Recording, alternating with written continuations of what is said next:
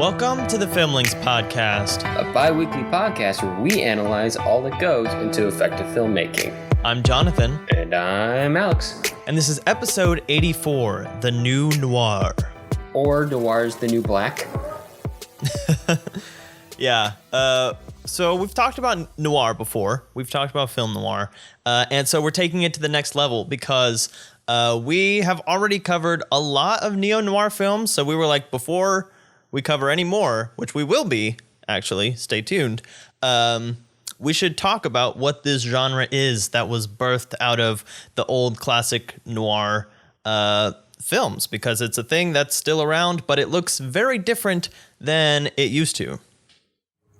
Yeah. And the classic noir is kind of something that's birthed out of the studio system in the post World War II era in the 1940s, 1950s. Something that kind of grows up around the idea of like this dark film. After all, noir means it's either black or dark, right, Jonathan? Yeah, I think it actually is black. There you go. Black film, not blaxploitation film or African American film, which come on slightly farther down the line, but dark film, as in dark colors, literally dark colors, which often comes out Shadows. of the fact that like these were typically B movies. Not a lot of money went into them, or the directors didn't have a lot to work with when they first got started on what eventually became called the film noir genre. So they had to work with it. Yeah, I didn't realize how many of the classic film noir films came from the Columbia studio. As you can tell, if you're on the Criterion channel, they have a whole collection of them right now. And Columbia is notorious for being the quote-unquote poor studio. And so they were making all of these films, but they're very kind of like boiled down stories that were pretty easy to produce, and it also coincided with this kind of big influx of detective novels and stuff. So there was plenty of source material for these filmmakers to draw from, and the filmmakers did a really good job with them, so they became super popular. Yeah, it's interesting as this style that is birthed out of necessity.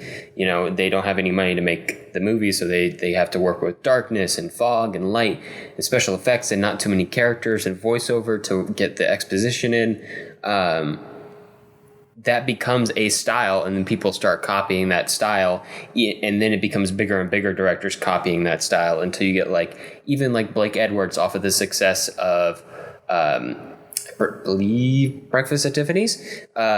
He went and did Experiment in Terror, which is a big budget noir film, which is a little bit of an oxymoron at that point.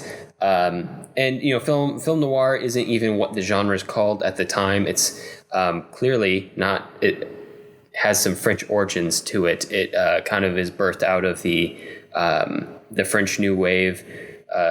Critics eventually turned filmmakers like Jean-Luc Godard and Francois Truffaut, who like to analyze films and start putting the name on this trend and this genre. But many of the filmmakers at the time didn't have a name for the genre. So once the genre starts becoming self-aware and money starts getting poured into it and color film comes into it, and that line between black and white is being for drama and color being for comedy starts to blur as we get into the 60s and 70s, we start to move out of what you'd call film classic noir, and we start to move into neo-noir.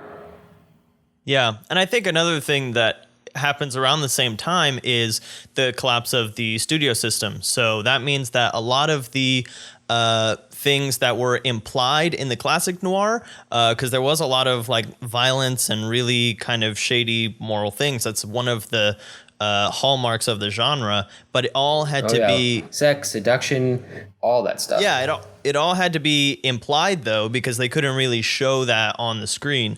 But once we get into the 70s, we start being able to get away with a lot more, and so the noir genre gets even darker because we can actually portray how dark it really is. So yeah, that's the typical kind of like cutoff date for neo-noir is 1970. I think that's debatable because our favorite definition of it is kind of noir with color. So I would put like Vertigo, In the Heat of the Night, and Charade in that category, even though those were all in the 60s. And yeah, but other than that, like you said, Alex, the noir genre was never completely clearly defined until like it was over. And on the same lines, the neo-noir genre is still kind of amorphous. It's not really like films don't always cleanly fit into the neo-noir genre, but often they will be seen that way once they come out and stuff like that. But they do often share a lot of characteristics, and we'll be talking about that. And here's an interesting quote that I found just on the Wikipedia page for neo-noir. That said, it has also been noted that neo-noir features characters who commit violent crimes, but without the motivations and narrative patterns found in film noir. And I thought that was really interesting because we're going to talk about that today some. In classic noir, you usually always know why a character is doing what they're doing. But in more modern noir, the motivations and stuff are much more ambiguous and characters are much more mysterious. Not only are they anti-heroes in the sense that you don't approve of what they're doing, but they're also these kind of stoic characters that are really hard to get inside their head and actually understand where they're coming from when they do some of these really gruesome deeds. So we're going to see that in pretty much all of these films and several other neo-noirs that we'll probably talk about, but we won't be covering in depth today. Are you talking about Drive, Jonathan? I feel like you're talking about Drive. I'm talking about Drive. I'm talking about all three of these. I want to bring it up in all three of these. LA Confidential was very dark also. And then other films that go around or that kind of like feel in the same era and genre as LA Confidential, like Seven and Zodiac, are also extremely dark and graphic. And even The Long Goodbye and other films in that closer to that time period, like Chinatown, have some very graphic, violent scenes. So this just seems to be a thing that is in this newer genre of noir. Yeah, and I'll be interested to see today as we get into it how neo-noir is able to survive outside of the studio system, because obviously film noir basically couldn't. I mean, there's many reasons for it. I think one of the biggest ones is that one of the things that always happens in noir is that people get what's coming to them, at least in classical noir. And that's a big part of that is the code, like the Hays Code that we always talk about. People, if somebody did something morally corruptible on camera, they had to pay for it by the end of the movie. Nobody could escape without consequences. And once you're outside of that situation, how do you deal with these dark themes? How dark do you let it get? Are you making a moral point? Or are you just using these darker tones for entertainment? Or are you just saying shit's dark? Like what's going on there? But it'll be an interesting one to dive into. Yeah, and of course, the other part of modern noir is the color. And I think that sort of progressively as neo-noir goes along, we're going to see today especially, is that colors have become much more vibrant and much more intrinsic to the genre. So especially when we're talking about Drive, but I think there are a lot of other films that are more recent that use really, really vibrant colors to kind of drive the aesthetic, like one that we've already talked about, Old Boy. And then even if you want to put a film in this category that is really, really vibrant colors, like John Wick and stuff like that. So that'll be interesting to talk about also, because a lot of the sort of older neo-noir films, as kind of oxymoronic as that sounds, didn't have that much of a kind of like really extreme color push. So we'll be getting into all that. Yeah, certainly. We will, sorry, I was trying not to dive already into the films, because first we have to introduce them, Jonathan. What are the films we're talking about today? So we're kicking off with The Long Goodbye from 1973, directed by Robert Altman. I actually just found a list online from the BFI that was like, where to start with neo-noir films, and it said, do not start with The Long Goodbye. But we're doing that. It was filmed by Vilmos Zsigmond, who is very accomplished. He filmed Close Encounters of the Third Kind and Deer Hunter, among many others. So the cinematography is great, but understated, I found.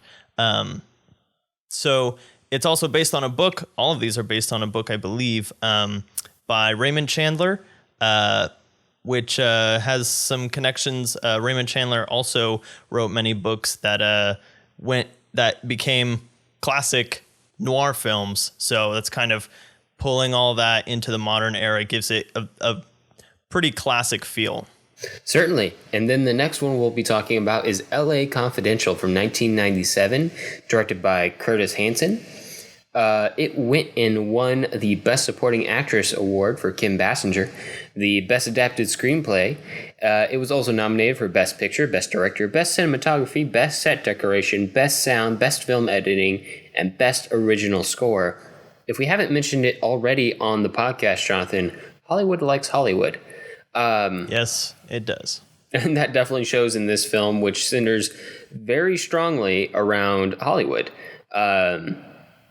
As do most noirs, which we'll talk about. And all three of these actually take place in LA, don't they?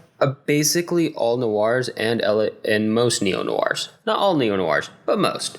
And definitely all three of these do. And this film is based on the third book in the LA Quartet series by James Ellroy. And finally, we'll be wrapping up with Drive from 2011, directed by Nicholas Winding Refn. It was nominated for Best Sound Editing and based on a book by James Salas, also called Drive. So let's get into it. Jason, set us up for The Long Goodbye. The Long Goodbye from 1973. Philip Marlowe, a private detective, receives an unexpected call from his friend, Terry Lennox, late one night in Los Angeles. Terry wants a lift to Tijuana, and Marlowe obliges. Upon returning, though, Marlowe is questioned, arrested, and questioned again by police.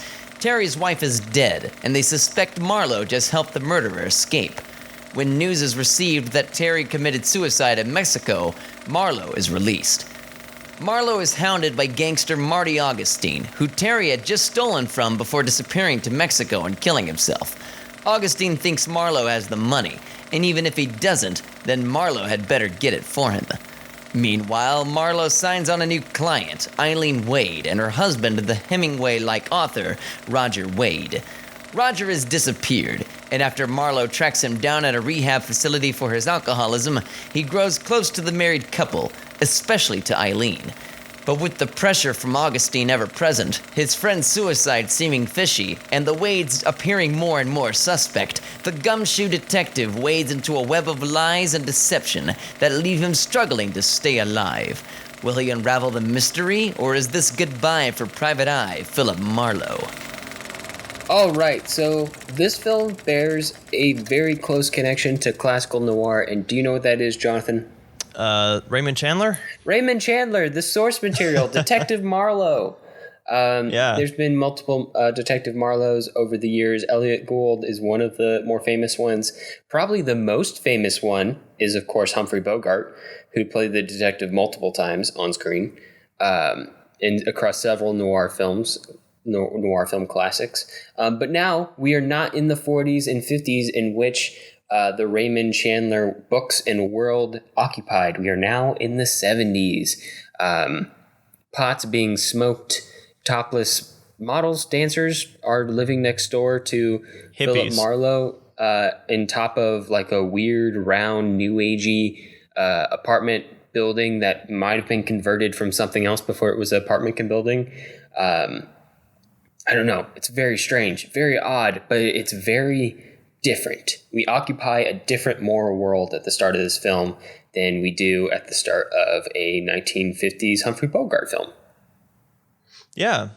But just as far as going into the things that put this in the neo-noir genre, we got to talk about noir tropes to kind of piggyback off of our noir episode. So we have A Private Eye, which is kind of interesting. In the 70s, you don't think about private eyes, having a job in the 70s, but also a thematic thread that we'll see here that we saw a little bit, although I don't think we really classified it in our noir film, but I feel like the sap character, which is what I'm calling it, the protagonist who's basically taken advantage of by the other characters, is also a pretty common theme throughout noir films, and we'll talk about that a little bit once we get into spoilers at the end of this film. Yeah, right. Definitely a bit of a setup. And I don't know, do you feel like the theme song fits into the category of neo-noir? Yeah, actually, I was going to say that. Because it doesn't feel like something that would be used in classical noir, but it does feel like something that's very stylistic, kind of tied into Robert Altman's auteurism. He's one of the first directors to kind of really embrace that title and be like, yes, I am an auteur. He probably didn't say it like that. Maybe he did. I don't know. I don't know what his voice sounds like. But yeah, this film has a heap ton of style besides just noir poured into it. Yeah, no, I think definitely the song. So there's a song of The Long Goodbye that plays many times throughout the film in different contexts. And that definitely brings to mind like classic noir films like Casablanca, if you want to put it in that category, with You Must Remember This as the theme throughout the film. Also, even like In the Heat of the Night and films like that. So I think that is definitely one of those classifiers that makes it feel like this noir film, even though it has a very different style than the classic noir. Yeah. And so you're right. It keeps it moored with the detective and stuff, but it keeps it up to beat. It does kind of feel like Philip Marlowe just woke up, like he's a character from the 50s, but he just woke up in the 70s and is kind of like, what's going on now? Yeah, I saw that as in one review that I saw about this when I was looking it up. It says that, and it totally makes sense. You feel like Elliot Gould's character is almost like this PI from another age who woke up in the 70s and didn't quite put the pieces together, that he's in a different cultural framework, and that's why it's kind of so easy for him to get taken advantage of, because he feels like he's just kind of out of touch with what's actually going on in the world around him.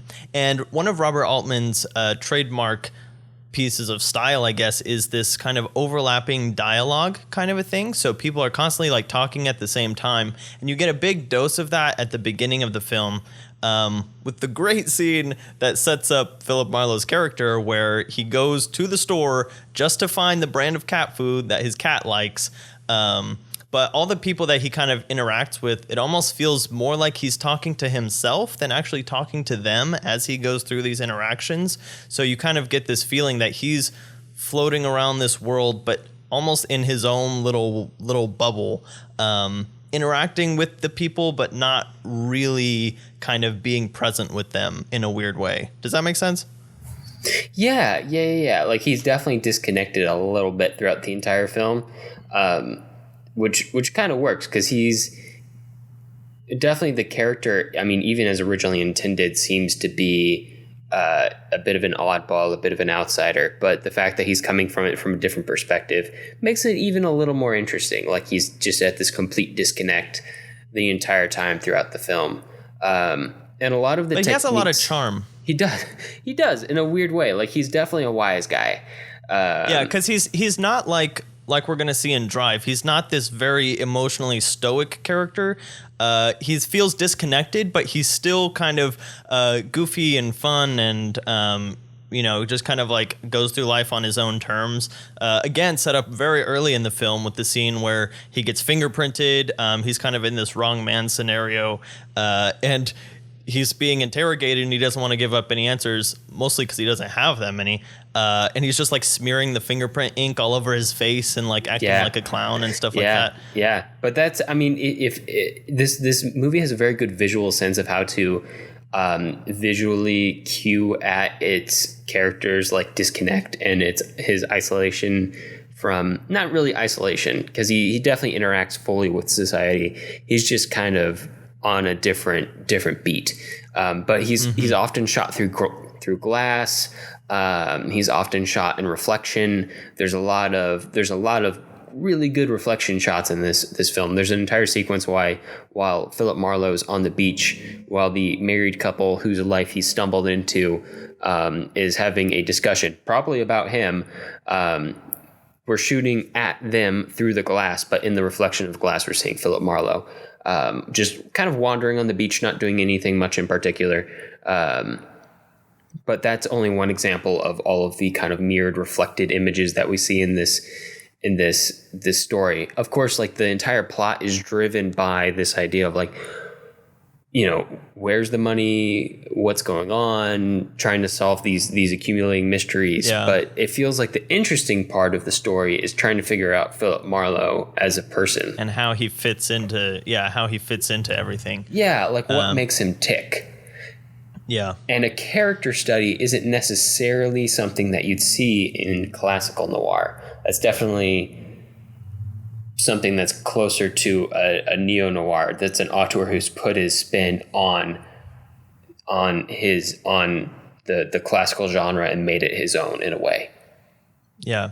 But there are times that this film almost gets to, like, this ensemble piece place, because it's almost developed all of its characters too well, to the point where they're all so interesting that Philip Marlowe kind of pales in comparison. You've got the shrink, who's, like, really creepy. You've got the mob boss, who's very flamboyant and out there. You've got the hippie girls across from his apartment. You've got even just the crossing guard who lets all the cars by and does impersonations of old film stars and stuff like that. Like, all these characters are so interesting and vibrant that it really makes this world feel alive in an otherwise kind of really drab situation. And especially following Philip Marlowe, who, is not quite to that level of personality. Yeah, no, and that's definitely an Altman touch. Like, he's very good at showing almost like a tableau of his character, as a full tapestry. No one character feels terribly more important than the others, other than we might spend more time with one. But every time we come across a character, they feel full and rounded and alive. He tends to shoot everything in very long takes and a lot of camera movement. He tends to use zoom lenses to get through space quickly and connect things that might seem distant together. There's a lot of several instances of that cinematography in this picture alone. So you mentioned the camera movement, and reading, going to one of our favorite books that we plug all the time, the AFI Conversations. Altman was talking about the way that he filmed this film in particular, and I think several of his other films, but basically he does one of the things that you are always told not to do, which is unmotivated camera movement. Basically, he has the camera moving often, and he shoots the scene from two different camera angles usually, so that he can cut them together, but the camera is just kind of like floating around. It's just kind of like reframing all the time, so you're kind of kept on your toes, but it's not necessarily saying something. And in that sense, the camera almost floats through the story in the same way that Philip Marlowe does. A lot of times he is just kind of being dragged along in the sense that he's a PI. He's trying to figure out what's happening, but more often than not, I feel like things are happening to him. People are coming to him, which send him to this person, and then they send him somewhere else, and he's just kind of like bouncing all over the place, and you don't really figure out like what his place is in the whole thing until the very end, when there's one line that basically sums it up. Yeah, no, the way he moves the camera is very similar to how the human eye kind of tends to wander on its own throughout a conversation that you might be in or a situation that you might be in. And Altman kind of takes advantage of it, not all the time, because if he did it all the time, then you'd always know it was a cue for something. But he takes advantage of it occasionally to fit in something that might be thematic or a recurring motif or relevant to a character or relevant to the plot. which opens up his filmmaking to a lot of interesting and unique opportunities. And there are definitely a lot of strong motifs in this film. And I don't even know if they necessarily have a thematic significance. Some of them certainly do, but a lot of them certainly just feel like they're setting the mood, setting the tone, and setting like this world that we're in. The song that's always playing, and like different versions of it too, right? Like, yeah, but always really melancholy. Always very sad, but different sad versions. Right. Which is interesting. It makes it feel like it's just a natural part of the world that just permeates all of it, whether we like it to or not. It's just there. It's on the radio. It's in the soundtrack. There's somebody's People playing it are at a humming it. party. Yeah, it's just everywhere. And of course, there's funner things, which are like just Philip Marlowe being able to light a match on just about everything. Yes, it's actually you can. kind of intense. Like, I don't know how you light a match off of glass, but I swear he does it. Yeah. And the smoking is almost a noir trope. Because as we get to more modern films like Drive, there's almost no smoking in Drive, just because that is more of the modern context. But that constant lighting up of cigarettes is another thing that just kind of subconsciously connects this back with old noir, where the smoke in the darkness and the shadows all kind of created this atmosphere that you think of when you think back to old noir films. Yeah. Dude, I don't know if I've mentioned it before on the podcast, but I realized one day I was watching an old movie and I was trying to figure out why everybody was smoking, even though like nobody I saw in my day-to-day life was smoking. And obviously like it was a different time. But then I realized after I started to get into cinematography and the visual style of filmmaking, that smoke is like a really nice effect on screen sometimes. And sometimes it's nice just to have that smoke light up the screen. And when you're working with a low budget like Classic Noir was, an easy way to add visual effect was just to put in some smoke, whether it be somebody smoking or a smoke machine in the room. It also helps make your actors look nicer, especially if you're working with older grizzled people like Humphrey Bogart. Just throwing that out there. Diffuse that light, y'all. And also to some extent, everyone smoked back then. So, yeah, right. Yeah, so I do want to get into a little bit of the ending of this film. So here's your spoiler warning. If you want to go see this film, definitely do it. It's very good and very interesting. And then come back in a couple minutes. But basically, at the end, we find out that the guy who he helped out at the beginning and sent him on this big, huge mess because he's trying to prove him innocent. And I think that part of his character, the loyalty part, is the biggest part that ends up being his tragic flaw. And I think that Altman does a really good job of setting that up again with the cat scene. Like in the very first scene, we set up he's loyal to a fault. You know, he's going to go get the right cat food for his cat. And so when he has his criminal friend come to him and he gets him out of the country, that act of loyalty right there is what kind of sets this whole thing in motion. And then when he finds him not dead at the end, and he says that one line, I can't remember the exact words, but he basically says, "You were just the right sap to take the fall for me," or whatever. And you realize, oh, that's who Philip Marlowe is. He is the guy who's too trusting in this world of really terrible people who just want their money or whatever, are like drunks. Like everyone has this big flaw, and Philip Marlowe's only flaw is that he was too loyal. And so eventually the very ending of the film where he shoots him is really the only reason that Robert Altman made the film. But you know, it kind of all leads up to that. We kind of go through this following him the whole time, building up sympathy with him to realize that, oh, he was just the sap the whole time. Yeah. And it's a nice reveal because maybe we didn't quite get that about Philip Marlowe for the whole film. Because you don't want to. You don't want to think that about your protagonist. Yeah. And he is given I mean, certainly we are with him a lot of the film. We see him do a lot of things that could be considered good. But also it's so mysterious and a lot of the motivations are so withheld and restrained that he could have his own angle on the entire thing. And we don't know exactly what deals were worked out between him and his friend.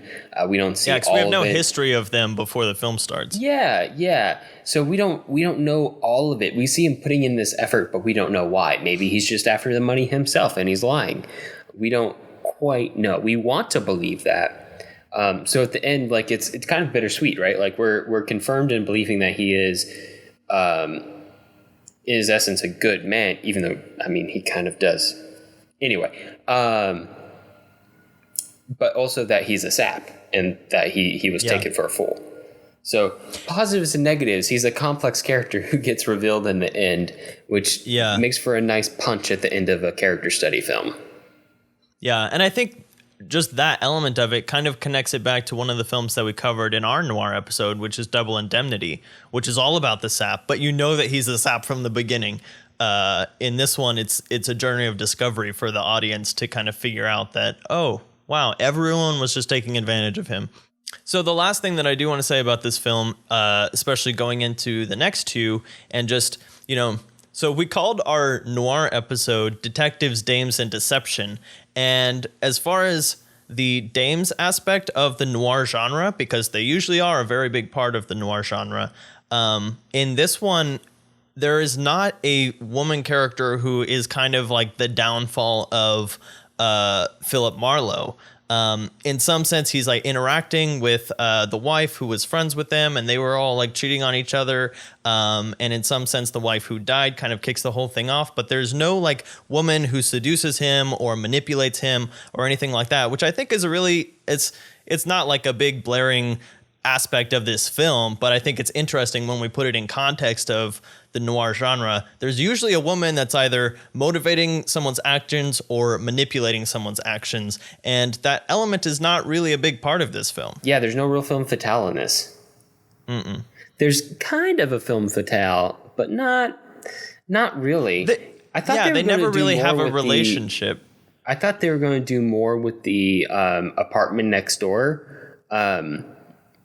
They were literally just background. But they were literally just background, which, I mean, if your goal is to paint a vibrant world, mission accomplished. But yeah, no, it's an interesting aspect of this one. But again, because we're no longer moored to the studio system and what's expected of a detective story, they wouldn't call it a film noir at the time, but a detective story. You don't necessarily need one. You could play it a different way. Although it certainly leaves this film in the lurch as far as like the Bechdel test goes, and right. And from that angle, it doesn't live up to that. But as far as a film noir or neo-noir, a twist on what a noir originally was intended, but updated for a newer purpose, I think the changes it made to get at what it was driving at in this character study worked really well. Yeah. And the last little tidbit, I lied, one more thing, is a thing about neo-noir and noir sometimes in general that we have to acknowledge is nose bandages. And there's nose bandages in this film, Alex. Oh, yeah, there is, isn't there? What's a noir without a nose bandage? There's a moment where the crazy mob boss cracks a bottle across his mistress's face and breaks her nose, which comes up again in Chinatown, comes up again in LA Confidential. It probably comes up in Drive. I don't remember one specifically, but they're nose bandages. I don't know. It's a noir thing. Chinatown's classic nose bandage. Classic nose bandage. We should have done a nose bandage episode, Jonathan. That's what we've learned. Late. That's what we've learned today so far. All right. Man. Well, with that, let's mosey on over to our next film set in the wide world of Los Angeles yet again, LA Confidential. LA Confidential from 1997. In 1950s Los Angeles, 3 police officers navigate a complicated and corrupt world. The first, Ed Exley, is the son of a legendary LAPD detective and determined to live up to his father's legend. He's a political lawyer with a firm idea of justice, who refuses to bend to the often violent and unethical tactics of the police force. The second is Bud White, a plainclothes officer with a penchant for beating up perps, especially women beaters. While fully embracing the brutal style of the force, often being called a mindless thug himself, White is just as interested in justice as Exley is, even though the two grow to dislike each other. The last is Jack Vincennes, a narcotics detective who makes a killing selling out pot-smoking celebrities to a tabloid and lives a star-studded life as a police consultant on the TV show Badge of Honor. Having lost sight of why he became a cop in the first place, Vincennes is mostly interested in his own personal gain.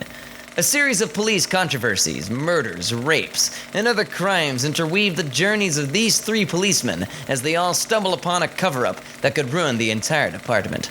But can 3 cops with vastly different personalities and worldviews manage to save the LAPD from itself? All right, Jonathan. So the big thing about this one is that it's a neo-noir that's a film noir.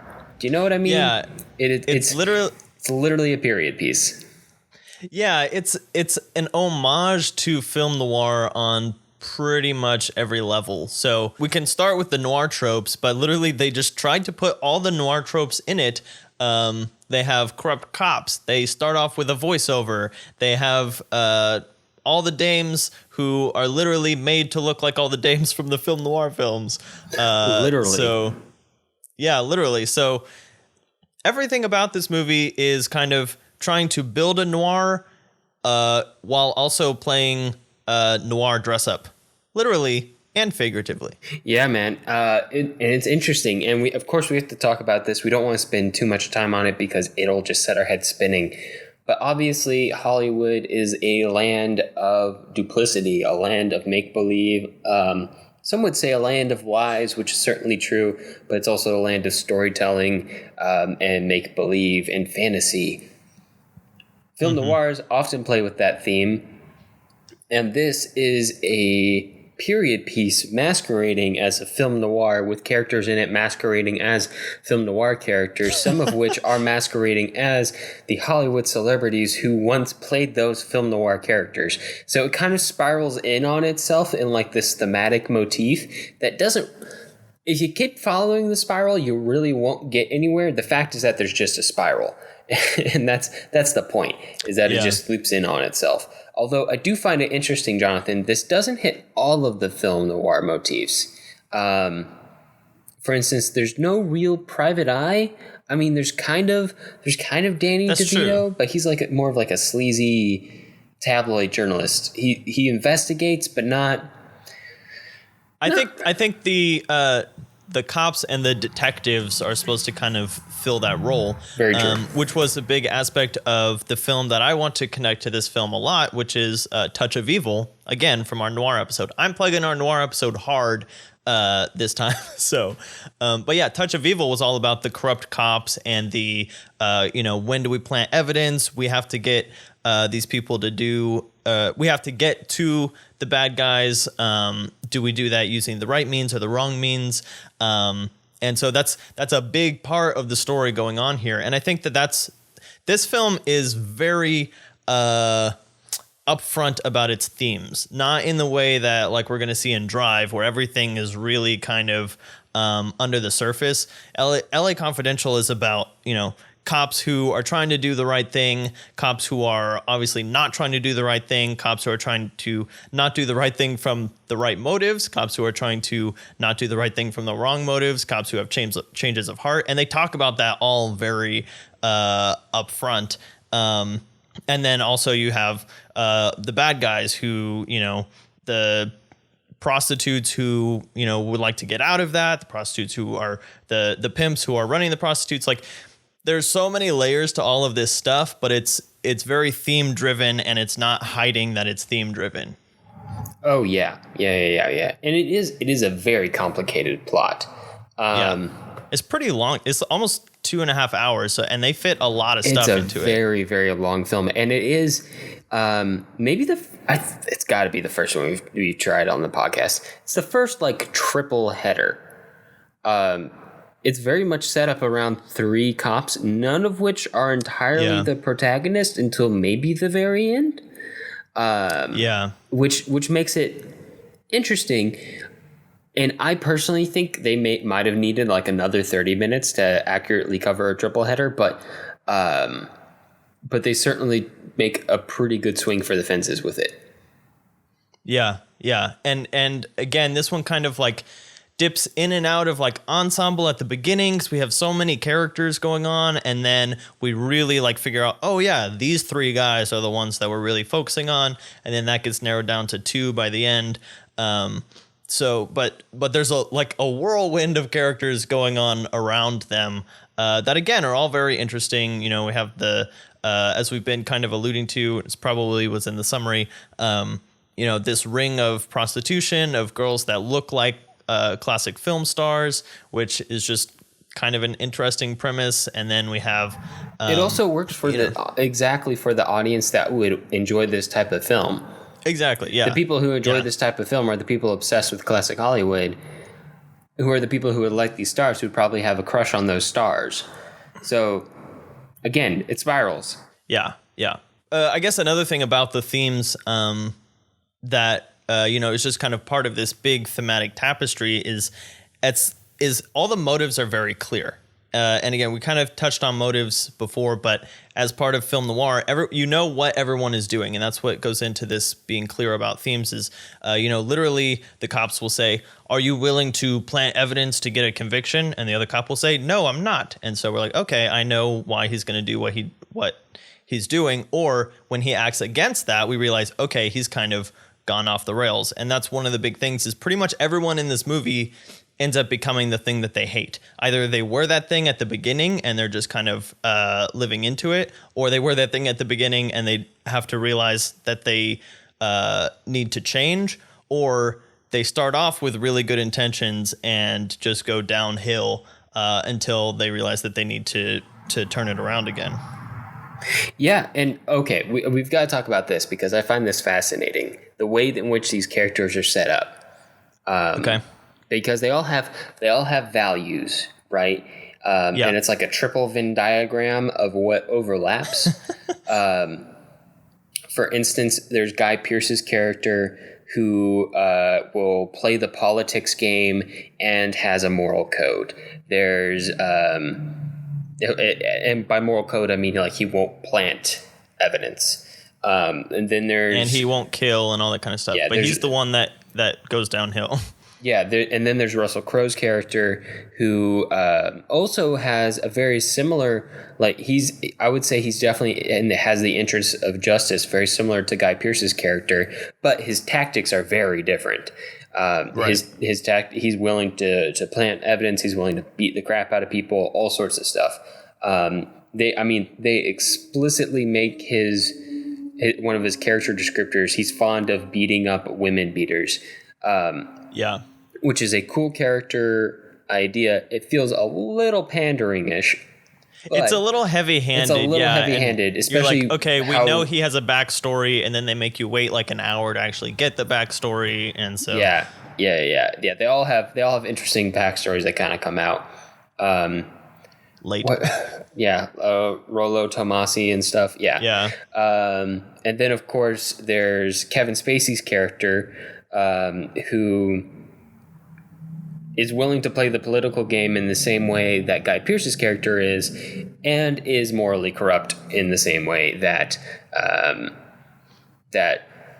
what's his face, Russell Crowe's character is. Yeah. In many ways, he's like the worst of the 3 characters throughout the entire film, which is maybe a little bit appropriate for a Kevin Spacey character. But he does have a change of heart at some point. He does. And in a very codish, I feel like it's not a big spoiler if we give this away. In a very Hollywood there are too many twists in this esque era way, the worst of the 3 people who are driving this movie ends up dying. So so in a way, he pays for on screen his complete bankruptcy of character. Whereas No, this one definitely. the other two suffer, but to different amounts. Yeah, yeah. And I think that this one almost the most out of these three kind of fits into that code era. Justice is served on all sides kind of a thing. There's a little bit of like this moral ambiguity where Guy Pearce takes all the credit for the terrible things that he did and kind of agrees to sweep it all under the rug. But you also get the sense that he's just doing that so that he can actually set things right once he has the power to do that. But that's kind of like the only real moral ambiguity at the end of the movie. But even just the fact of kind of upholding this codish comeuppance stealing makes it feel like a film noir. So it all kind of goes back. Yeah, that's true. The way it ends, we do have a femme fatale in this movie. Unlike I almost said unlike LA Confidential, which is the movie we're currently talking about. It's a rough day for names and titles in my head. That's how meta this film is. Yeah.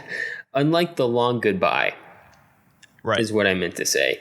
And definitely in this film, okay, I'd be actually very curious to hear what you think about this, Jonathan, because I actually felt like the character that Kim Basinger was playing wasn't very strong, like wasn't very present. Like she's just kind of there as like a lure the entire time.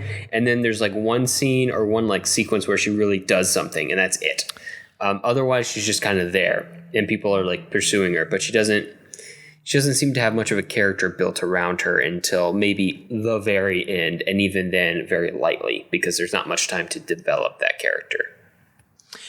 Yeah, I think I would agree with that. I mean, it's kind of hinted at that she's being used to seduce some of the cops, but you don't really see that too much when you're actually like in a scene with her. The most puzzling scene in this whole movie is the one where Guy Pearce actually hooks up with her, because I felt that was kind of that's the scene where I like unmotivated on table. all sides. Yeah. Because at some point, Guy Pearce compromises his moral values. He kills one of the bad guys while he's running away and unarmed. And then he takes the praise for it. And then he realizes like, oh, hey, that was the wrong guy. And then he feels super bad and has this change of heart. And he's like, I'm going to do this by the book now. And then he shows up at Kim Basinger's place and almost forces himself on her. It's really kind of unclear what's happening because you get the sense that she was told to hook up with him to get compromising photos.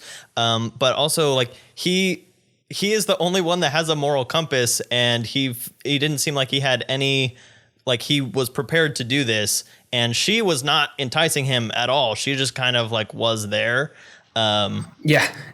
She was there is maybe her entire character. Yeah. Which I feel like, and I don't feel like I feel like Kim Basinger does a lot with the role as limited as it is. She has some really nice moments with Russell Crowe, I think. Yeah. But that one with Guy Pearce was really baffling. Yeah, it was weird. I mean, it even didn't quite make sense why he was doing it. Like, I don't know. My biggest. It left me very, very frustrated. It felt like a studio note, and I don't. It was a plot mover, is what it was, because it was like that has to happen so that Russell Crowe gets mad at Guy Pearce, Russell Crowe gets mad at Guy Pearce, and then Guy Pearce finally gets him to calm down, and then they never bring it up again. It's like, shouldn't there be at least one line where Guy Pearce is like, "Hey man, sorry, I was mad at you," but no, they just kind of drop it, and then everyone's cool, and then they're best friends. Yeah, right.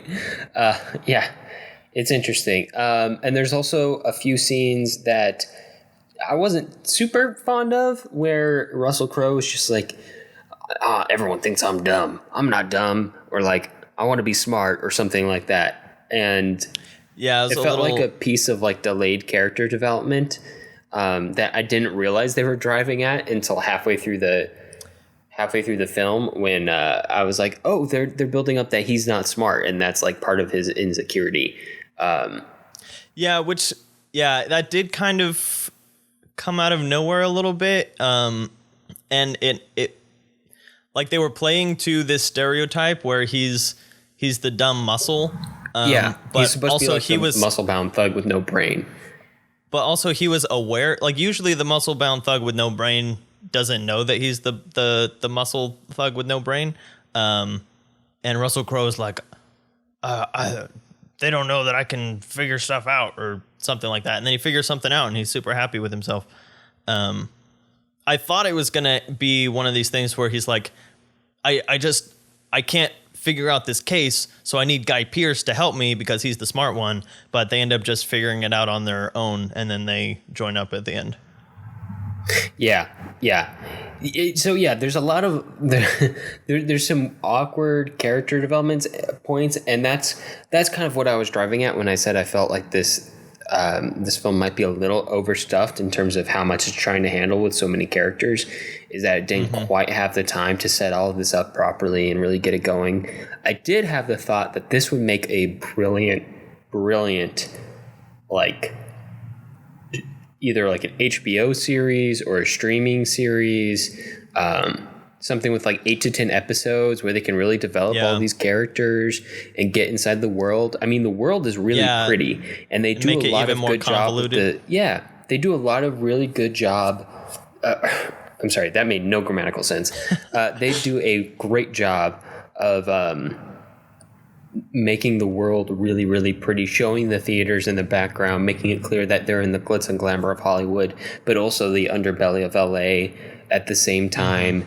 That could have been played out really well in an elongated series.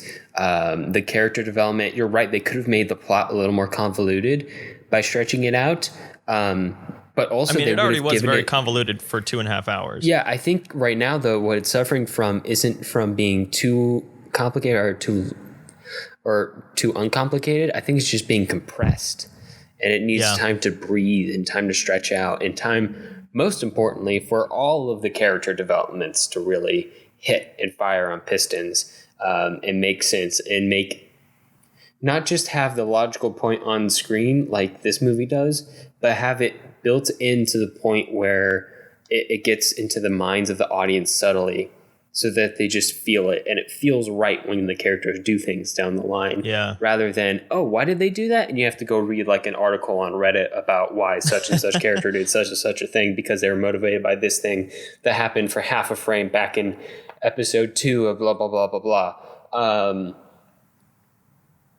But yeah, essentially I'm pitching LA Confidential as an HBO series. If you're out there listening, hit me up. You probably own the rights. Just do it. Whatever. Just do the series. Okay, Alex. So a little bit ago at the beginning of that rant, you mentioned the aesthetics. So does this movie look like a film noir to you? Because this is an aspect that I thought it was lacking a lot. No, it doesn't look at all like a film noir. It looks quite a bit like a film noir, or a neo-noir, I meant, except... and by that I mean like a lot of color, but most of it happens during the day. And there are no shadows except for the very last, like the last climax scene. But most of it's like just way too well lit the whole time. Yeah. And I felt like this is definitely a plot that would have benefited a lot from like a heavy shadow motif. Yeah. Duplicity, one of my favorite, and things not quite looking like how they should. Yeah. My favorite use of black in this film is when we see Kim Bassinger's character for the first time and she walks in this huge, like almost like a nun's habit kind of thing, but like this huge black robe. And it's so dark that it's almost just this black blob. And it's just kind of this really mysterious kind of thing. And we have to like shift the camera around it to see her face. But I thought that was a really cool way to set up a very mysterious character. Although if she had been one of the noir women who was like very manipulative, like I actually kind of thought that's what she was going to be because of that introduction, because that seems much more sinister than what her character ended up being, which was the damsel in distress. Like her character had to be, it felt like they were going for an incredibly likable character when I think the plot would have benefited from an incredibly unlikable character. Mm-hmm. Not an unsympathetic one. They almost set her up as that, but it wasn't. Yeah. I guess this is one thing that you mentioned in your notes, Alex, that we could bring up, which is the action scenes. And I think we've been mentioning that neo-noir films tend to be much more violent than classic noir films. To some extent because of the code, but also I think because action films are more of a thing, or they have I guess they've crossed over. I think they've cross-pollinated with the neo-noir genre a little bit. And you felt like the action kind of almost drew it out of the noir genre a little bit. A little bit. It started to feel certainly at points like it was an action film with period piece and noir trappings on it, which might just be symptomatic of the late 90s, early 2000s era of Hollywood filmmaking. In fact, that was probably exactly it. So, I probably already found the answer. I think there are a lot of films from the late 90s, early 2000s that I kind of mentally lumped together with LA Confidential that weren't quite as actiony, but much more noir-y, which is like Seven or Zodiac and The Usual Suspects, stuff like that. Almost feel more noir. I mean, they definitely fall in the neo-noir genre, but I don't remember any of those films being quite as actiony. Not and they really. were definitely more dark. Like Seven and Zodiac are very aesthetically dark films. And a big part of and noir has always skewed closer to like the thriller category of movies rather than the action category of movies, mostly because it relies on tension and mystery and building up this questioning in the audience, not necessarily fighting all the time. Although you can certainly work a good fight into a noir film, it wasn't very common, partially because it was a mystery detective story, but also a big reason why was you just didn't have the money for it. Like when you're first making these cheap B-budget movies at Columbia, you didn't have the money or the special effects to do massive action fight scenes. You had to show stuff in interesting, unique ways. The limitations, and that's not to say it's completely absent. Yeah. Like I just watched The Big Heat, and there's definitely a shootout at the end of that. Oh, yeah. There's some incredible makeup. But there's like stuff one. like that. Yeah, right? There's like one. There's like not that like, is the climax. Yeah, it's not wall to wall action, which is definitely. And this film isn't either necessarily. It's definitely sprinkled throughout, but it's a 2.5 hour film, and it's not like John Wick where we're just like shooting people the whole time. So and we've been like doing a lot of criticism on this film, which is not to say that this is a bad film or a bad neo-noir film. This is in like the top 250 movies highest rated on IMDb. It's in like a list of best cinematography. It is a very good film. It's just that I don't know what we're saying about it. Maybe that it hasn't aged quite as well as when it was released. It aged quite as well. I think definitely it is very, and this is weird because it's a period piece paying homage to an old genre that's assigned to a specific era of our timeline, but it's like it's too symbolic of 1997 movie making to really age it felt too well. clean. Yeah. It felt too forcibly glossy in a way that like even like the studio era at its height never got to, where like it was trying to not only protect like make a pretty movie, but it was also trying to protect like the actors' reputations, like the actors only play good guys or so. So it felt like it didn't, while it was certainly dark, it felt like some of the characters could have gotten darker and better motivated to push it really firmly into being like super prime quality neo-noir, which again isn't to say it's a bad movie. It's actually a quite enjoyable movie to watch. It's a fun watch. The plot unravels really nicely. Yeah, I think for me, it was mostly a symptom of expectations versus reality. like what I was expecting. I was like, oh, this is interesting. A neo-noir film from 1997. It's kind of got a period piece vibe going on. It's got this strong LA orange tint to everything. I like color. This will be fun. And then you go and watch it, and it's not really what I thought it was going to be, which is fine. It was still quite enjoyable. It was just trying to be something different. And by the time I had adjusted my expectations accordingly, it was already over. Yeah. So before we move off of this film, though, I think there is a direct reference to Touch of Evil in this movie. Alex, did you pick up on it? Is it all the evidence planning? No, that's kind of like a thematic reference, but I think there's like a direct visual reference, which is the oil rig in the background of the big climax scene. Yeah. It's always well lit. It's just kind of like in the background. But for a film that's all about corrupt cops and evidence planting, to have a climax scene with the oil rig very prominently lit in the background, I was like, they've got to be doing a little nod there. Oh, yeah. Yeah. I believe it. All right, well, with that, let's move on to Drive. Jason, set us up. Drive from 2011. A wheelman who is simply called Driver is quite simply the best at what he does. Drive. During the day, he's a stunt driver and a mechanic at his friend Shannon's auto shop, but during the night, he's the best getaway driver in Los Angeles. Although quiet and distant, Driver grows close to his neighbor and her young son, starting a budding relationship with Irene. Meanwhile, Shannon, who functions as his manager for both stunt and getaway driving, convinces the West Coast mobsters, Rose and Nino, to invest in a race car for Driver to race. When Irene's husband, Standard, gets out of jail, everything starts to spin out of control. Standard owes a gangster called Cook an absurd amount of protection money, so when Irene and her son are threatened as well, Driver steps in to save the day. Driver and Standard are forced to commit a robbery, but after the job goes horribly wrong, Driver is left holding the bag and a bundle of loose ends. Was the job a setup? Are Irene and her son safe? What lengths will Driver go in order to save the ones he cares about? And what characteristics will come to the surface as he pushes himself farther and farther? All right, Alex, I think this is probably the most different of the films. It's definitely neo-noir. Depending on what you type into Google, this may or may not be the first film that shows up when you Google neo-noir. But it's more of a departure from the classical noir tropes and structure. So I think the main connection to noir is the fact that we have a little bit of like a mystery, like not even that much of a mystery, but we have this. Yeah, we have an emotionally stoic kind of anti-hero character, which a lot of the old detectives kind of fell into, but he's not a detective.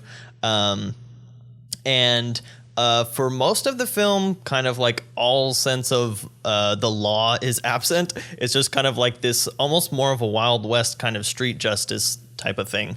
Yeah, a little bit. It's definitely got that vibe to it. Of course, there are a lot of stylistic choices that put it very close to noir and definitely close to neo-noir.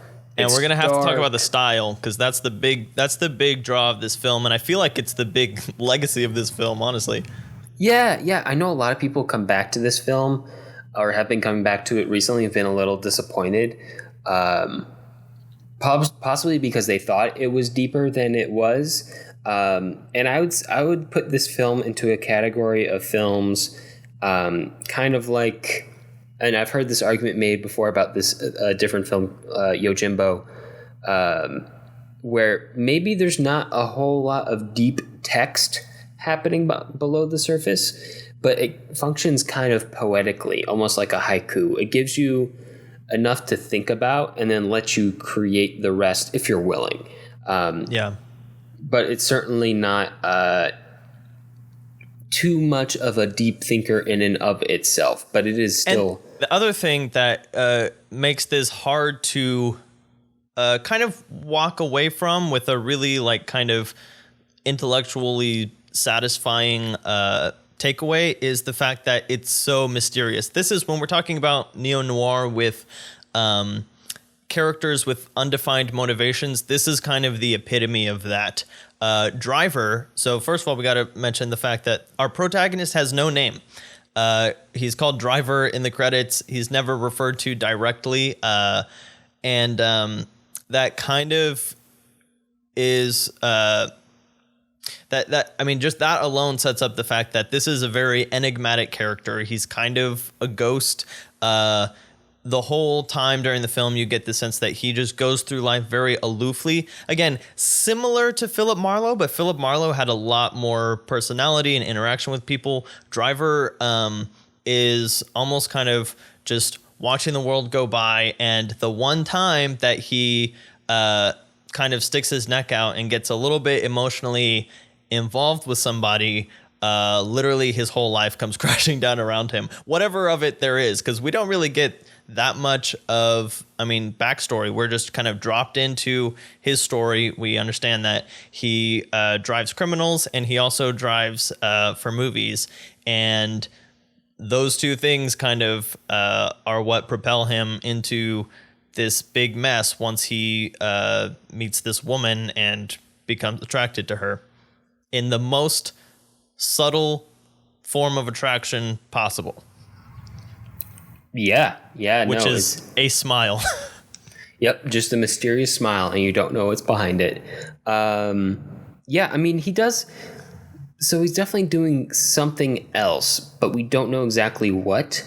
Obviously, he's getting involved with his friend Bryan Cranston, and his racing.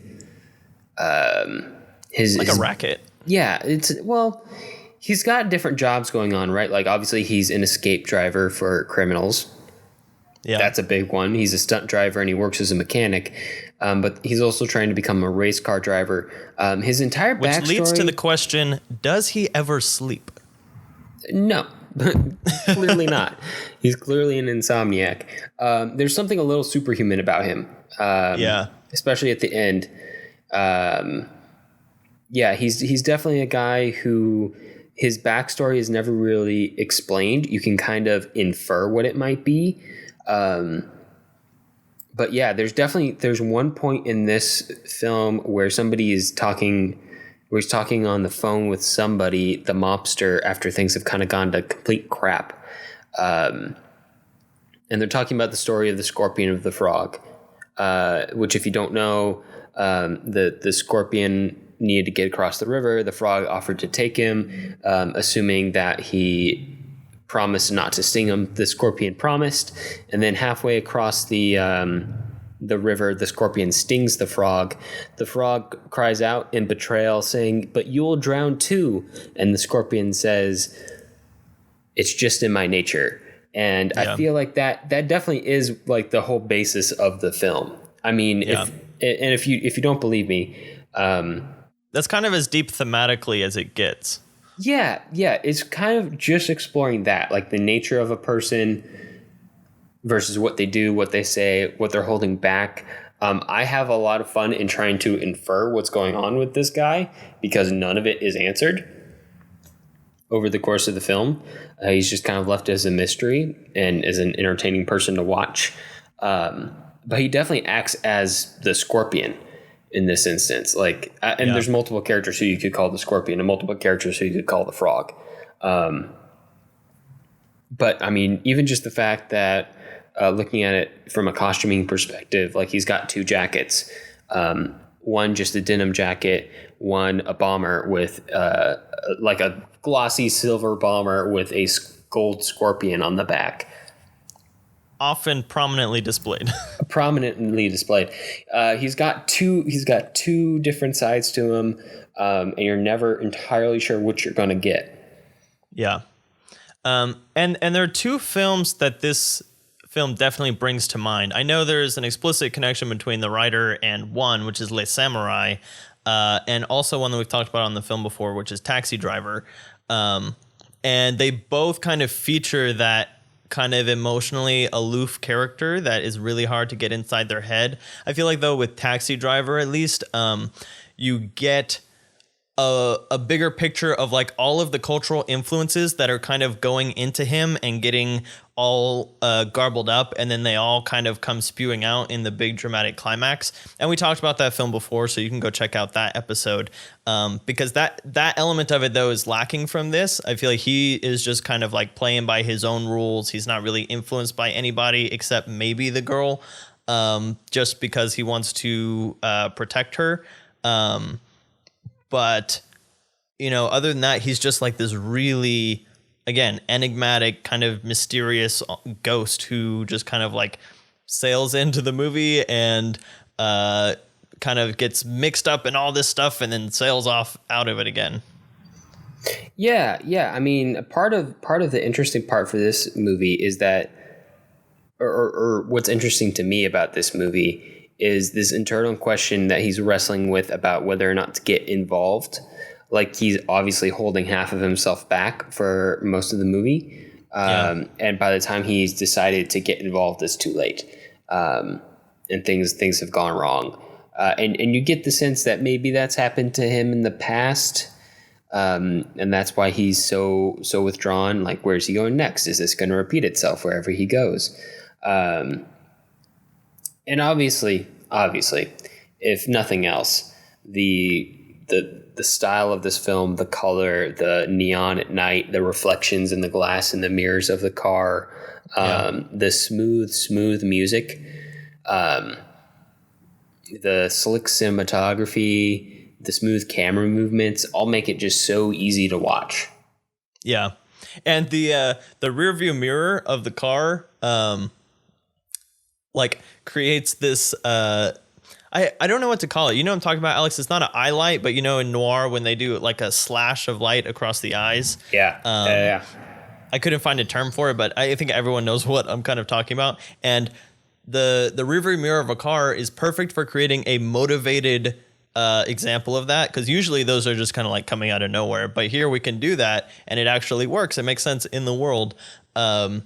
And so that's one kind of at least aesthetic tie to noir. And then, like I said, this film has a huge, like, really prominent color cast. It's got the orange and cyan thing going on, because we have so many night scenes that we can kind of skew them blue, and then we use the kind of orange of the street lights and stuff like that to light up the people. But even in the apartment, everything is so well art directed and stuff like that. So aesthetically, this is a gorgeous film. And the other thing that we got to talk about as far as neo-noir is the violence, because this one is maybe, I don't know if it's like the most violent, kind of on a quantitative level, but I would probably say it's the most violent of the three on a qualitative level, just like how graphic and gruesome all of the violence in this movie is. Yeah, no, I mean, it gets it's delayed, it's built up to, but once it's there, it is brutal. Yeah, so the first act of violence is that driver literally stomps a guy's head to pieces in an elevator, which comes out of nowhere, and it's so strong that you're just like, okay. Wait, is that first? Is that before? I think that's the first thing he does. Before he goes beats up the guy at the strip club? Because I'm pretty sure he beats up the guy at the strip club first. Okay, you might be right, but I thought they sent that guy to him, and then he went and searched him out. But I could be wrong. Anyway, and Alex, I know that what you enjoyed about this film is that a very little of the violence is actually committed by guns. Yeah, no, I mean, there's a hammer. It's great. There's a hammer. It's great. They're all very, very, very unique, very interesting, very flavorful and meaningful ways that the violence is committed, rather than just blindly shooting at people. Yeah. Speaking of the hammer, do you think that is a direct reference to Old Boy? It feels like it, even if it's not. It might be. It literally comes out of nowhere. It's not motivated. He just walks into the strip club with a hammer and uses it. Yeah, I mean, why not? It's something that's easily available. Most people probably have one if they have an apartment and they have their own furniture. Yeah. Okay. Yeah, I just looked it up. He beats the crap out of the guy at the strip club, and then he comes back to the apartment, and there's the hitman there, and he beats the crap, or he kills him. Yeah. Yeah. And the interesting thing about that scene, which I noticed that you you paid attention to also is the fact that she didn't know that he had a gun. Like, she didn't know that there were probably people after her. Yeah. And he just kills this guy in the elevator like he's some kind of maniac. Yeah. So from her perspective, that scene is very odd. Yeah, I didn't realize that at all the first time I watched this movie. But yeah, no, we understand what's going on completely, but she is just completely lost. She knows her husband's dead.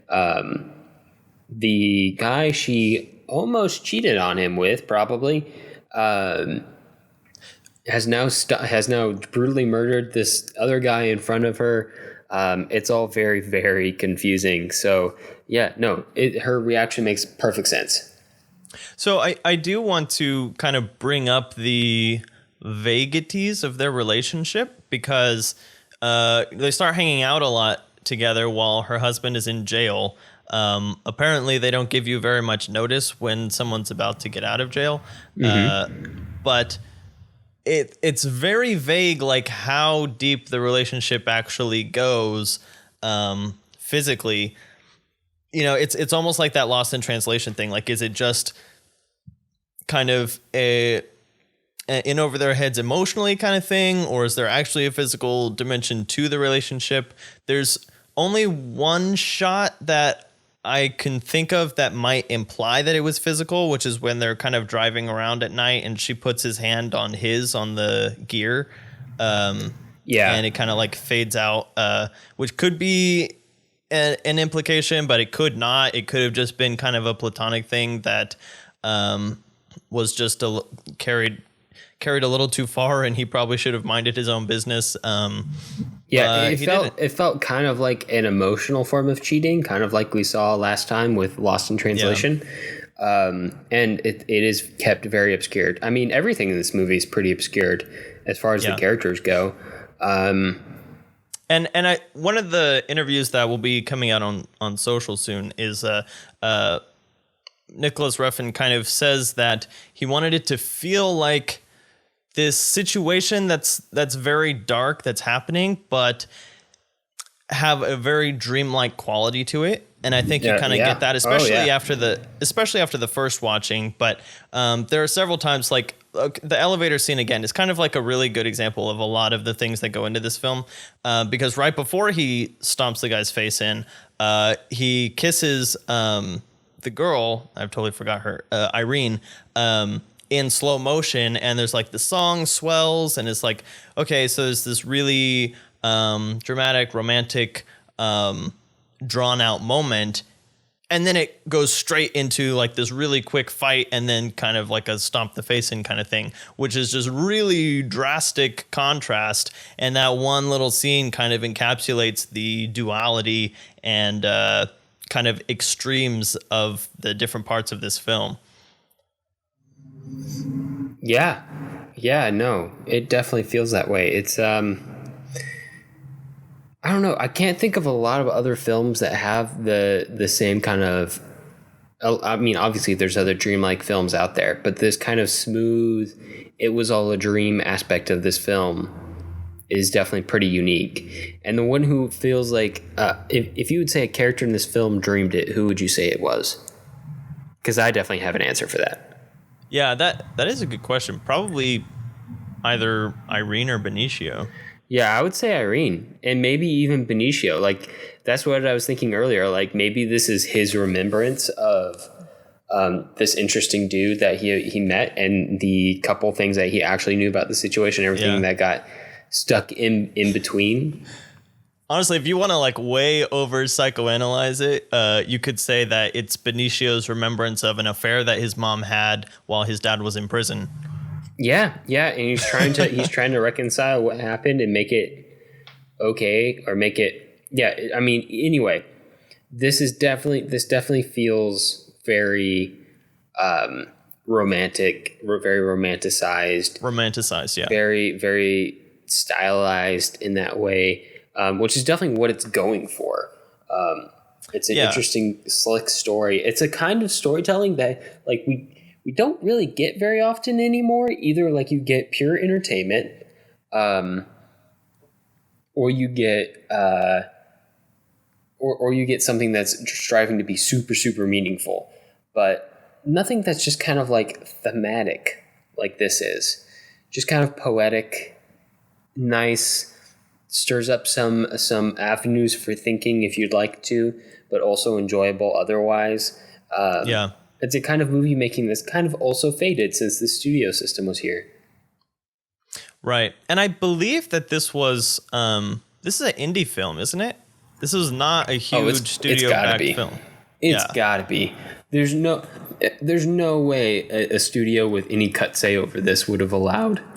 Yeah, I think I remember a lot of talk about like they kind of just guerrilla filmed a lot of the night driving stuff in LA. I mean, obviously they had a budget. They were able to like shoot stunt car chases and stuff like that. But it's indie. On the most part, it's pretty small. I'll tell you right now the production companies involved in it, and tell me if you know any of them. Old Films, Odd Lot Entertainment, Mark Platt Productions, Motel Movies, and Film District. Nope. Film District, it sounds like a familiar, film blog. And you know why? Yeah. Because it's an indie distributor. Yeah. And I remember that when the film started in 2014. I remember when the film started seeing like all those 5 studios, and I was like, that's a lot of people that it took to actually get this thing done. Oh, do you know what else Film District distributed? What else? Old Boy. But not the good one. Oh. The Spike Lee one. Okay. That makes sense too. So yeah, and I think that we got to talk about kind of the legacy of the aesthetic of this film. And obviously this isn't the first film to do this kind of like neon dark thing, but that definitely seems to be Nicholas Winding Refn's style. He's made Neon Demon, Only God Forgives, and several other films that kind of have this really like amped up color palette. Often starring Ryan Gosling. Another film that feels similar, although I haven't seen it, starring Ryan Gosling, is Place Beyond the Pines. Yep, love that one. But there are a lot of other films that feel similar aesthetically that I feel like have been influenced by this film. So stuff like Looper, Nightcrawler. I always think about this in connection with Nightcrawler. Even like Blade Runner 2049. And again, like I said, this isn't the first film to do this kind of thing, because I feel like Kiss Kiss Bang Bang has a similar style. I feel like the original Blade Runner even, which you could argue is tech noir, but we're going to kind of put it in the same category here. So it's kind of coming in a tradition of these very amped up, colorful noir films, but I think it almost revitalized it to a point where a lot of people are doing this, a very similar type of thing. Even Velvet Buzzsaw, which just dropped on Netflix, kind of feels like it's in the same vein. Yeah, no, okay. Have you seen Velvet Buzzsaw, Jonathan? I haven't watched it yet, but just from the trailer, I assume. Okay, cool. Sorry, I was just remembering watching Velvet Buzzsaw. It definitely looks like a trip. Yeah, no, it's a bit of a trip, but it definitely tries to fall in that category. Although the merits or lack thereof of Velvet Buzzsaw is a discussion for a different time. Yeah, we're not actually covering that. All right, well, let's move on and talk about kind of the neo-noir genre as a whole, if we can, because, again, it's not super well-defined genre. Yeah, it's not very well-defined. I have a list for anyone above our $2 patrons on Patreon. If you look at my notes, I made a list of all the films that we've covered on the podcast so far. There's a lot that could fall in the neo-noir genre. There's about 23 of them, ranging from like The Dark Knight to Taxi Driver. I was sitting alone in my office and thinking to myself, I'm Batman. Then she walked in, and I asked her, hey, you want to know my secret identity? Classic Noir. But it's kind of spun off some kind of fun homages. So we talked about LA Confidential, but if we want to talk about like an homage film to noir that has a bit of a lighter touch, you can look at Brick, which is definitely neo-noir, but it's kind of set in a high school setting, which is fun. It's different, but it tries to hit all of those notes of noir and neo-noir and stuff like that. So this is definitely a genre that's sort of taken on a life of its own. None of the films that are in the neo-noir genre ever feel like a direct one-to-one aesthetically or thematically with classic noir, but you can always see kind of where their legacy traces back in that direction. Yeah, no, they're all touched. So maybe the thing that defines neo-noir has to be that it's a spin on noir, because they all launch from the same point, but they all land in different places, if that makes sense. I mean, even the three we looked at today could all be called neo-noir, but aren't necessarily super similar films other than they relate back to film noir. Right. And that was kind of the idea in picking these three and just trying to see this really big scope, because neo-noir does have a really wide scope. And again, as we've kind of already talked about, they usually all have a root in the Hollywood setting. All three of these did. There are many more. Hollywood just kind of seems to be the place for these films. I don't know if it's because in the classic noir films, it was just easier to set it in the place that you're going to be filming it, so you don't have to make excuses for why the setting is different. But it has just kind of become this unspoken rule that noir happens in LA. Yeah, no, it's just become inexorably linked, which is ironic because everybody always thinks of LA as the place of sunshine and no rainy days and light. And yet they've chose to capture this darker side of LA. And yes, there is like 1 or 2 months where it just like drizzles like every day or every other day here. In the winter, and it's really annoying. But that's a personal problem. But it's interesting because the idea of where noir is set is inherently duplicitous, because it's contrary to the typical thought of LA, right? Like, it is the other face of LA, and that kind of duplicity has become like a key touchstone of noir, and by extension, neo-noir. And we kind of see that echo into the physical techniques of neo-noir too. All three of the films today, Jonathan, have a large reflection motif. All three. Yeah, they do. And I was shocked to see that in all three. And I think maybe it works because it's glass and it feels modern, or it works well with color better than it works with black and white. I don't know exactly what it is, but it just has become this thing that you see a lot in neo-noir films.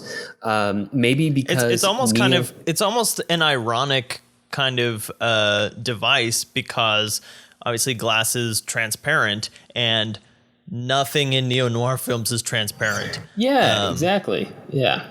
But it does show you yourself. It does let you look kind of back on yourself in a little bit different way, maybe a little bit of a distorted way. So I think there are some things you could kind of read into it, but aside from those, it's just a really good cinematic technique for making very visually interesting images that give you something to think about. Yeah. I like the idea that maybe all of the reflections that end up built into this kind of mean that neo-noir as a genre is kind of just a study of film noir, if that makes sense, because it has to twist everything in film noir to get to where it is. It's inherently studying it. The reflections are of the detectives and criminals and private investigators and film fatales and damsels in distress that are archetypes of the film noir genre that are now being twisted and re-examined. And in the twisting, you learn more about the original. Like, it's inescapable to watch a neo-noir film and not think of film noir. Yeah.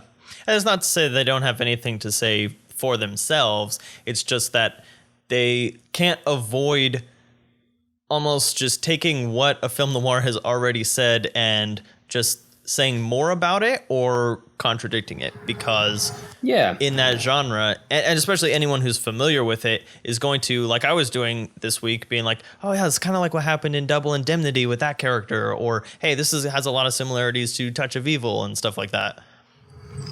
It's a genre of comparisons, and that's not to say that it can't exceed that and become meaningful as a movie on its own, which it certainly can, and certainly does quite often. It's just that it will forever have the burden of being, or you could look at it as an advantage because you have such a palette of tools, techniques, and characters to work from.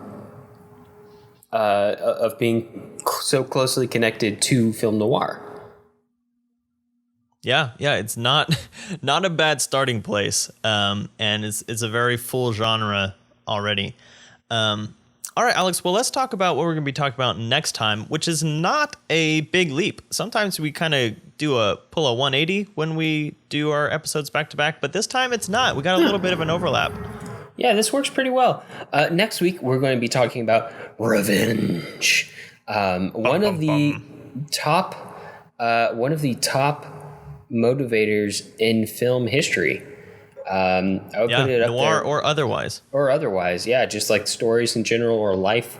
Revenge is a big motivator. It was really hard for me to not put a Western on this list because that's a big theme in Westerns also. Yeah, that's like most Westerns. Like, you shot somebody, so I'm going to shoot you, and then somebody's going to shoot me for shooting you, and so on and so forth. But they are... it's a big motivation, and there's a lot of movies that kind of stick out as being much more about revenge than others, giving us the opportunity to really take a deep dive and study one of the major motivators of maybe like a quarter of all characters ever created. So, without further ado, the films we are going to talk about next week are Lady Snowblood from 1973, currently available on the newly revived The Revenant Criterion channel. It is back. Was that a reference to last week? I don't know. Or next week? Next week. Sorry. It is a reference to next week. We will also be covering Memento from 2000, so there will be more Nolan on the podcast, so Jonathan will be in a very good mood. It also falls in the neo-noir category. It does. It definitely does. It's, for some reason I don't quite understand, it is currently free on IMDb. IMDb has recently started a free-to-watch with ads kind of deal. So if you want to watch Memento, you can go on IMDb. I think you just have to sign up for an account, and then you'll be able to watch Memento with ads on it. Yep. Just send us your social security number, and we'll hook you up. And then, I'm kidding, don't do that. And then finally, The Revenant, of course, hence why I made that joke a second ago, from 2015. So three different movies from three very different settings and filmmakers and styles, but all very closely connected in what drives their characters. It'll give us a good opportunity not only to talk about filmmaking, but probably also the pros and cons of revenge. I mean, for instance, Jonathan, I have a question for you. Yes, Alex? Is revenge a dish best served hot or cold? Ooh, revenge is a dish best served cold. Interesting take. I prefer it nuked in the microwave the day after, but that is what leftover revenge. Leftover revenge. There's always more revenge, Jonathan. That's part of it. There's always more revenge. So, and then before we go, we'll just kind of plug our donation sites again. We have a Ko-fi account if you would like to make a one-time donation, and we also have a Patreon account. Quick note about the Ko-fi account. Since we have started doing commentary tracks for our $10 patrons on Patreon, check out Alex's most recent one on Monty Python and the Holy Grail. If you would like to just get the last month's commentary track, you can drop us 3 coffees on Coffee, which is $9, which is a little bit less than the $10 monthly on Patreon, and we'll send you whatever the latest commentary track is. Yeah, but of course, so if for that's that $10 for a you, month on Patreon, you do get more than just the commentary track. Yeah, you get all the other perks things included. So it's not like we're short shifting people who are getting the commentary track through Patreon. You're actually getting more if you go through Patreon. But if you just want a one-off track, we'll give it to you at a slightly discounted rate. Yeah. And that way you don't have to feel committed to doing that every month. And if you want to check out our $5 tier, which is our bonus podcast where we talk about things new and old, our latest episode that's out right now is about Shazam. So if you saw that recently and you want to hear our thoughts about it, you can go check that out on Patreon. Yeah. Well, guess what? That's about all the time we have for this episode. If you have movie suggestions for us or just want to reach out, I can be found on Twitter at JSSatchel. And I'm at Alex Garinger. And I'm at the Blue Jay, 1994. And to find links to things that we talked about today, you can view them on the blog at thefilmlinks.com. If you like the show, let us know. Leave us a review on iTunes so other people know what we're all about. We definitely appreciate it. Talk to you next time. All right, see ya.